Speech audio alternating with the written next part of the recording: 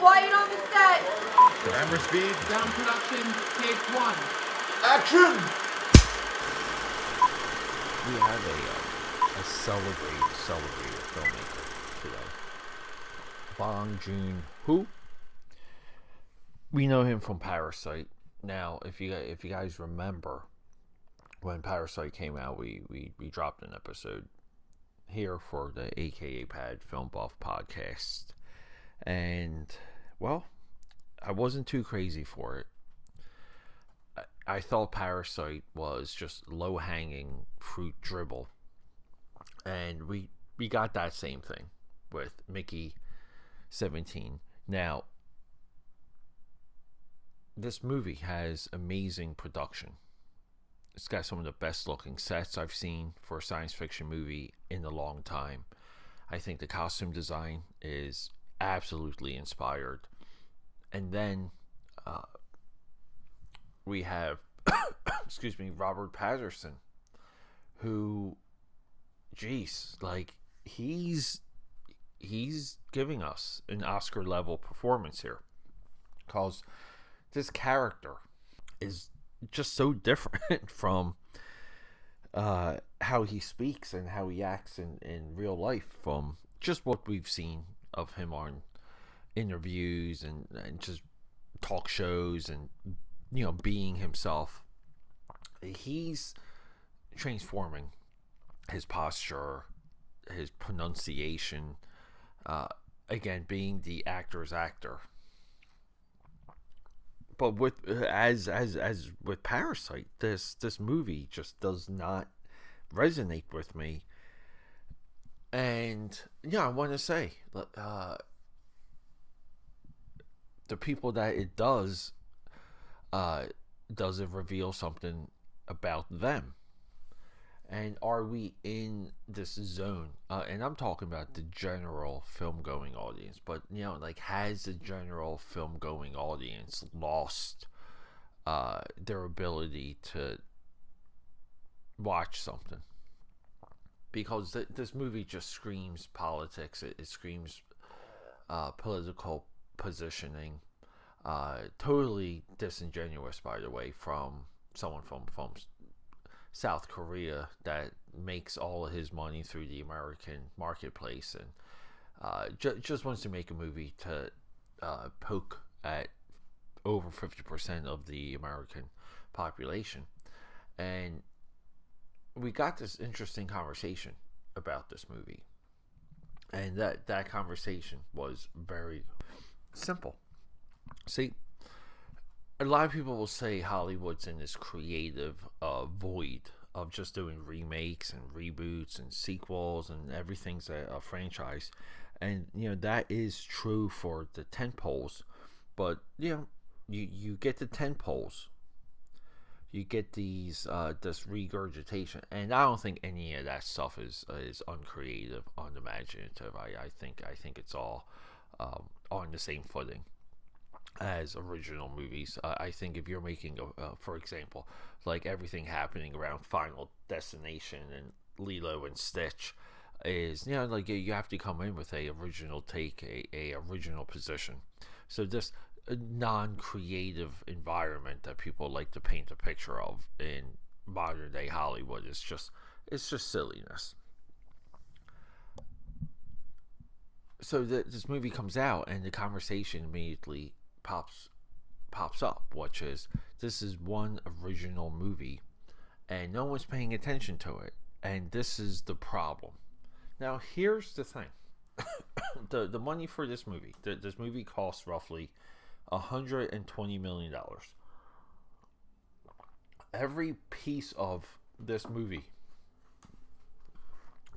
budget is on screen. This movie just looks fantastic. There's a true director's eye in this movie. When Robert Pattinson is side by side with Mickey 17 and Mickey 18, it's seamless, very well perfect. So this conversation spurs up around this movie that people are just not into original flicks.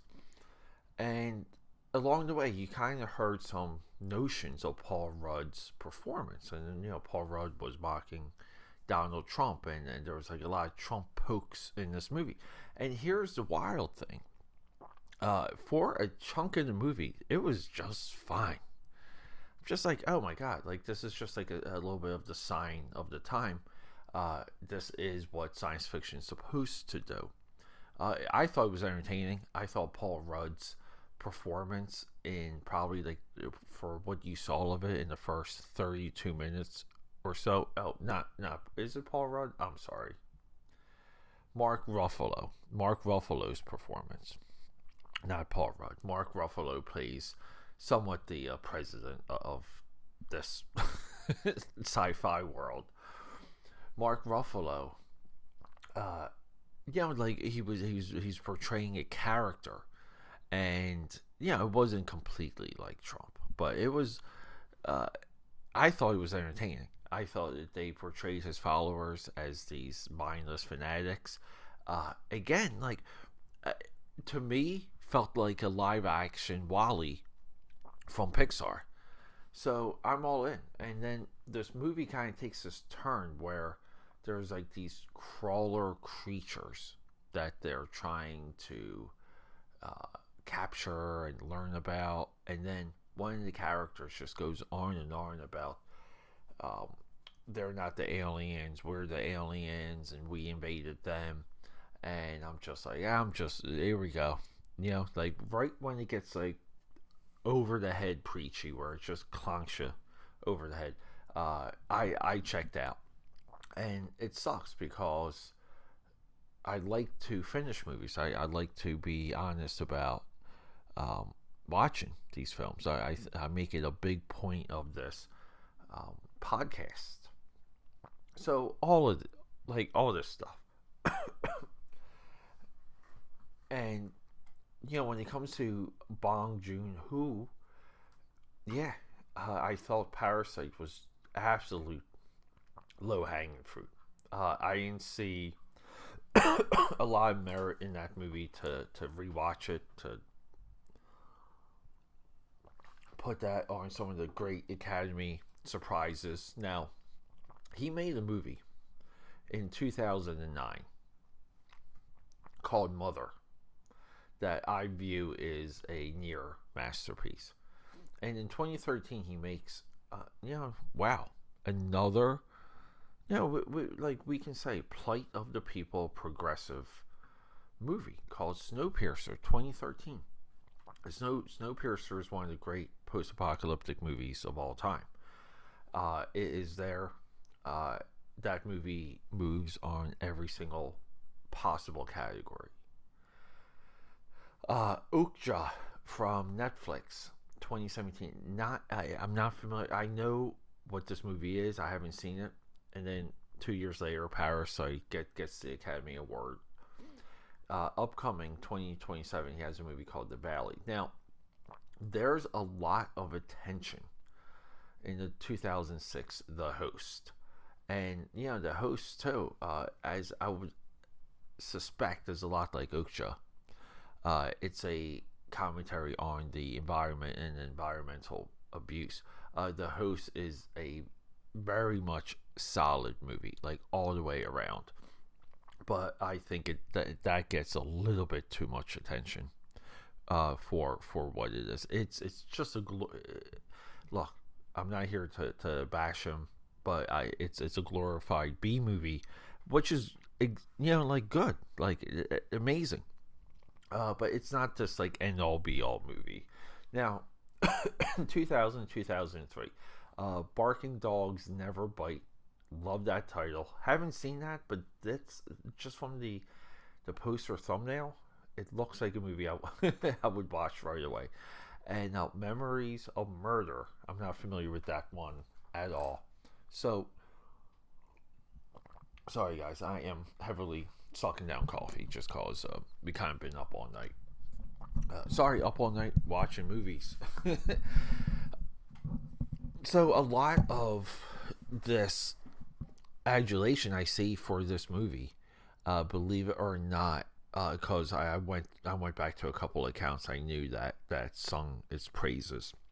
I would say are left wing and progressive, and which is wild to me, because you should be able to watch a movie like this and, with as good and nice of a setup the first 33 minutes or so, or like the first 30 minutes, really good setup, but you kind of see where it struggles in the middle, struggles to get footing, and becomes very formulaic, very predictable. We know because the movie's called 1717, we know that somewhere along the line there's going to be two of them, and then what's going to happen at that point.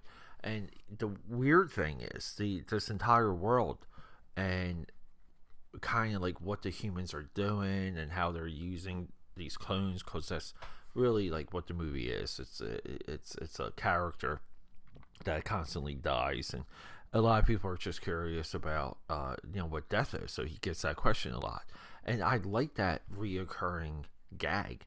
I like all the explanations, all the cool sci-fi explanations that this movie offers. I think so many of them are there.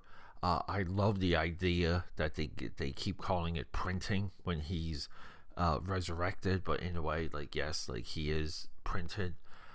Just really cool stuff. There's a non-fiction book called I believe it's called The Tomorrow People, and the contention of that book, I reference this book every now and again, but to where like intergalactic travel will be DNA encoding being sent through the starways instead of people in spaceships, and will just be printed in other environments and other areas and other destinations.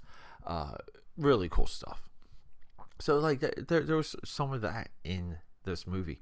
I don't know, AKAPADers, I think this is one of the most overrated movies recently. I would say maybe the biggest overrated movie since 2019's Parasite. And and it stinks, because you really look at the host, the mother, and Snowpiercer. For me, what a triple threat. And I know, like, Okja, I think that I think that has a perception of being a good movie, but hasn't become a must-see Netflix conversation. And it's a little bit wild, because you think Okja would have been trending on Netflix during, like, while this movie was, running in 2025, but it was not. All right, AKAPADers. Yeah, wish I could be a little bit more positive. Overrated movie. You heard it here first. Rock and roll. Okay, that's a wrap.